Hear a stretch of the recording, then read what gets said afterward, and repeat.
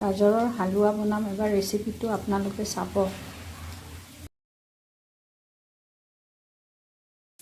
প্ৰথমতে কেৰাহীত ঘি 2 চামুচ দি ল'লোঁ।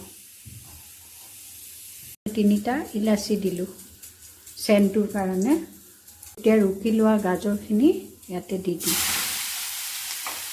আপোনালোকে এনেকৈ এবাৰ বনাই চাবচোন এইটো পদ্ধতিত। এনেতো আমি বহুত ধৰণে গাজৰৰ হালুৱা বনাব জানো, কিন্তু এনেকৈ একবাৰ খাই চাবচোন, বহুত ভাল লাগে।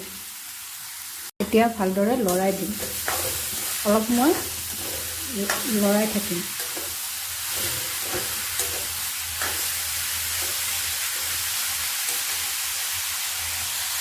আনটো চৌকাত মই গাখীৰ বইল হ'বলৈ দিছোঁ। অলপ সময় এনেকৈ লৰাই থাকি ভাজিব লাগিব।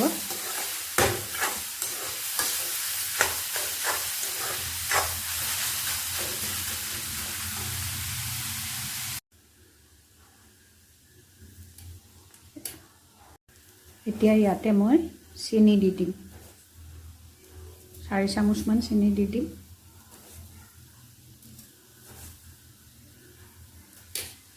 চেনি দি আৰু অলপমান ভাজি ল'ম। কালাৰটো কি ধুনীয়া হৈছে দেখিছেনে? আপোনালোকে যদি মোৰ পেজটো চাই প্লিজ ফ'ল' কৰি দিব আৰু ছাবস্ক্ৰাইব কৰি ল'ব।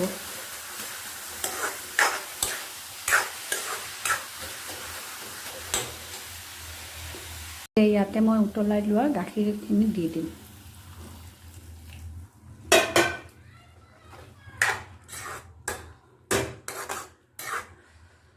এতিয়া অলপ সময় উতলিব দিম। বুজিছেনে? গাখীৰখিনি লাহে লাহে শুহি গ'ল। ইয়াৰ পিছত মই ইয়াৰ ওপৰত গাৰ্নিচিঙৰ কাৰণে ড্ৰাই ফ্ৰুটছ দি দিম অলপমান।